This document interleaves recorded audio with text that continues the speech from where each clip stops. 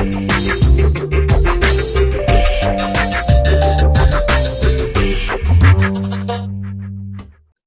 right, so we're so excited. I'm back with another Teach Me How, and I am here today with actually another content writer because, as we get into kind of the nitty-gritty of how we're helping entrepreneurs and small business owners launch and get excited about how they can create their own collateral, there are a lot of needs for copy. And so I've brought on Elesha, who has some specialties that I don't, and has some amazing ideas about how you can kind of optimize content and get the most out of it for your business. So we're going to kind of talk through that today. So this is Elesha. I'm going to let her kind of introduce herself and who she is and what she does. And obviously all of her info will be down in the YouTube captions. You guys can grab it, follow her on social, get excited about all her great ideas and benefiting from what she has to offer.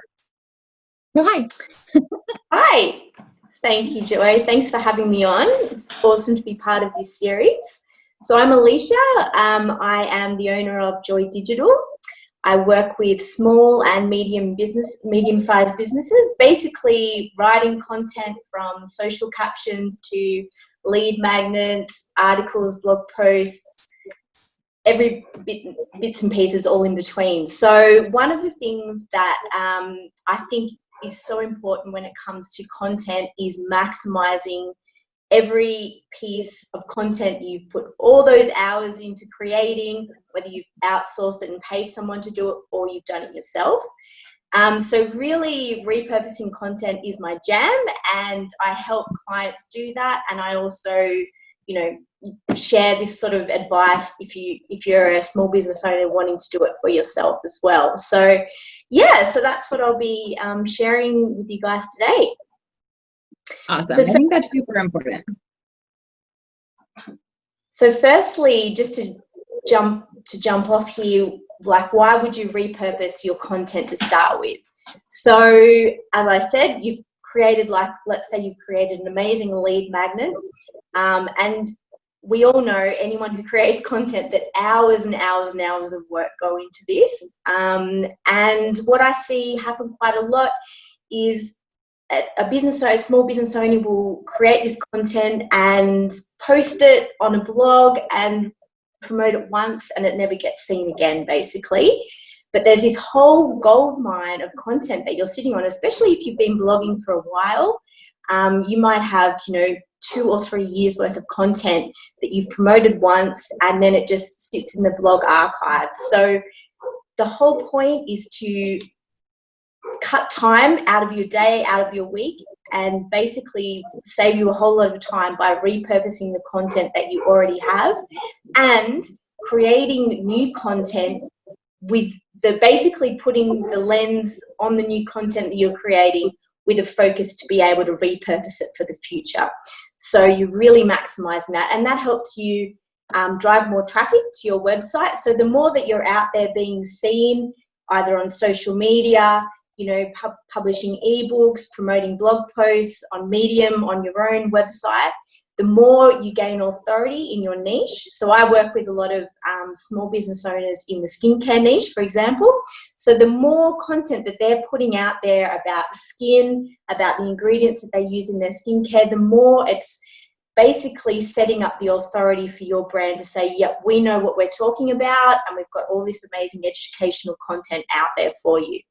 So it also creates consistency for your brand as well. So some of those days where you're like, oh my gosh, I don't know, what am I going to post on social today? What am I doing? And you're sort of scrambling around, and you can end up pushing out something that's not really, in your brand voice or on target. Whereas if you go back to content you've already created, it keeps that brand voice and that consistency through all the different channels. So it's a really simple way to keep focused and to keep on your target audience and on the key topics that you really want to gain that authority in.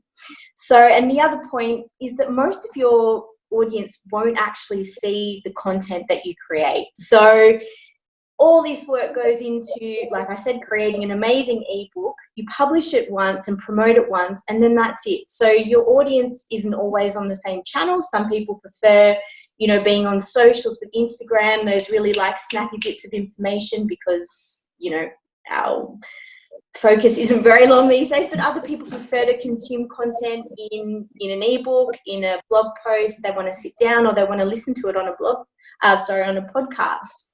So you need to be across all the channels, so you're maximizing the reach to your audience. So they're the the main reasons that, you know, repurposing content is the way to go. So if you had a blog, like what's a realistic, like just illustrate it for me, like what's a realistic amount of other content? Like what are some examples of other content you could get from it? And then like how many is reasonable? Yeah, sure. So I'll just go back to when it comes to repurposing the content. So let's say we're talking about a blog. The best thing to do is to go into your all your analytics. So look at your social media analytics, your email open rates, your Google Analytics, and look at how the different pieces of content that you have are performing. So you can see the email that's been opened the most with the most click-throughs. So let's go back to the topic of skincare.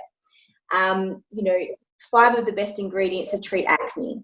Now, that may be an email that you've rolled out and that had a higher click rate than another email, 5 of the best ingredients to treat aging skin. So you know that the acne topic is popular and it's something that people want to know more about. So looking at your analytics helps you focus on the content to repurpose that's actually already the most popular with your audience. So let's say we've got a blog post. Now you can repurpose that into, if you have for example, a listicle type blog post, the first point in your 10-point blog post on how to reduce plastic waste in your home. The first point is to stop buying disposable knives and forks. So that alone can become a social media post that can be shared separately from the blog. So you don't necessarily have to link back to the blog every single time. So I wanted to share basically some of the best ways to repurpose your existing content. So as I said, we want to be looking for the content that's performing the best. So check your email opens, check your social media analytics and your Google Analytics as well for blog posts. And it's also a great idea to focus on the evergreen content. So content on your blog, basically, if you're not sure what evergreen content is, it's content that whether you read it, your audience reads it today or in a year's time from now, that content is still going to be relevant. So like 5 of the best keto meals to make for dinner. Whether you read that now or in a year's time, keto is always going to be the same. So you want to focus, if you're maximizing your blog and your content by focusing on evergreen content, it means that you're creating things that people are going to be consuming, years down the line. And it really helps to build your bank of SEO as well. So if you've published a blog post about Adele losing all this weight, and that's a really topical blog post at the moment because Adele's all over the media for her massive weight loss. But a year down the track, no one's going to be searching for Adele's weight loss, but they still could be searching for the best keto meals to make, from 5 ingredients or less, that kind of thing. So really look for that evergreen content. So some tips to repurpose your existing content. You can if you've done an email series, let's stick with the keto series for the moment. Say you've written 5 blog posts on the topic of keto. Beginner meal ideas for keto diets, what the keto diet is all about, what you can and can't eat on keto. Those are all related to each other and you can actually convert those into a lead magnet. So package it into something that's like the ultimate keto guide for beginners. So all those blog posts are focused on the same audience, beginners, people who want to know more about keto diet. Repackaging that into the ultimate guide for keto is a great way to not only repurpose the content, but you'll also be able to get, have an opt-in for that as well. So people give their email addresses, you'll be building your list at the same time. So that's one way to convert 5 existing blog posts, for example, package it into a lead magnet. You can also turn, if you're a podcast host, you can turn your podcast into a blog post as well. Don't just go and download the transcript and just dump that onto your podcast. You need to be editing and basically choosing a keyword that you want to rank for. So let's stick with the keto meal theme. Say the keyword that you want to rank for is beginner meals, or it should be long tail keyword. So you need to choose the keyword that you want to rank for in the blog post. So let's say you want to choose keto meals for beginners. Now, you'll need to take the podcast transcript, edit the transcript as if you were turning it into a blog post, and add in the keyword that you're looking to target in the blog post. So when you're doing the interview, you're not speaking the keyword over and over again, but once you sit down and you want to focus on, okay, this is the keyword I know I want to target, and then you basically edit that transcript, pulling out the main points and turning it into a blog post. So that has not only the benefit of repackaging it as a blog, but also to increase your SEO for your website as well, for those keywords that you want to rank for. So you can also republish a blog post to Medium as well. So Medium is an awesome tool to repurpose the content you've already written. So say you publish a post on your blog, on your website, wait a couple of days. It's not a good idea to post immediately after Medium, but wait a couple of days and then republish that blog post onto Medium, and make sure to link back as part of the sort of best practices for Medium, to link back to the original blog post on your website. So that gets you in front of a whole new audience. Medium's a huge platform, and again, that helps you build your authority and your knowledge in the niche. So that's one way to maximize content there for a blog post. You can also, if you've done an interview with an expert, say your keto expert has made some really interesting quotes or statistics, 55% of Americans now have joined the keto movement. You can turn those statistics into just a visual quote, a visual using Canva, a visual quote for your social media. And if it's an interesting stat or something a bit controversial, you can ask your audience to comment on that. It's a good way to get a little bit of engagement happening as well. So that's one way to take those interesting snippets and turn them into social posts, so they don't just get lost in the long, either in a podcast or in a blog post. Turning a checklist into an infographic is also a cool way to maximize existing content. So say you've published a blog post about the ultimate 100 ingredients for the keto diet. Sorry, I'm just sticking on the keto diet theme. I'm actually not keto. Surprisingly. Say you published, checklist of the 100 of the best, ingredients for keto to stick on your fridge as part of a bigger blog post, and you've found that there's been a lot of interest in that from your readers or people commenting. You can take that checklist and turn it into an infographic that's easy to share on socials, and it's a more visual. Everyone, like I said before, likes to consume in different ways, and some people love the visual aspect of infographics, and it's a good way to get the information across in a sort of a snappy way.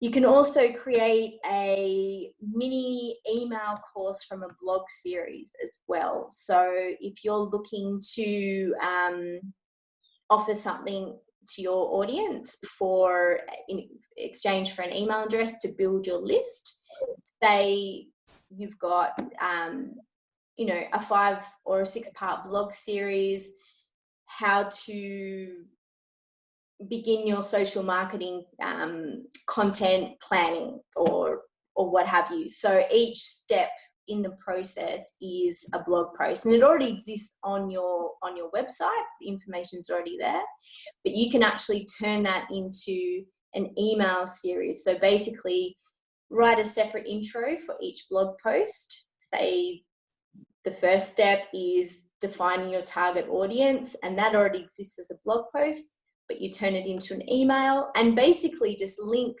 through to the existing blog post. So you're really only writing 200 extra words as an intro, and you're linking through to the blog post. So each email links straight through, and it goes in sequence. So you might think, well, that already exists on the website. Why would I bother putting it into an email format? But we've all been on websites and thought, oh wow, this is like really interesting, and then moved away, flicked out the screen and never come back again. Whereas the email sequence is the way to keep people be at top of mind, get in their inbox, and maximize the content that already exists there.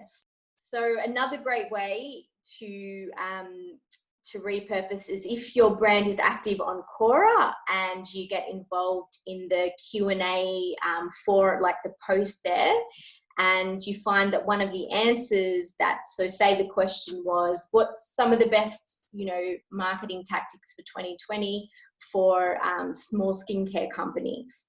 And your brand answers gives some feedback as to some of the tactics you've been using, and you see that there's a lot of traction on there from other users. You can turn that question into a Q&A and actually publish that on your own blog, because it's all about finding the things that your audience is interested in. And the best thing about repurposing your content is you already have these insights. You've already created the content. You can already see what are the most interesting topics to people and what your audience is interested in. And Quora is a great way. I mean, even if it's not content that you've created, it's an awesome way to get content ideas and see what people are most interested in. So so there are a few of the tips that I would suggest for repurposing.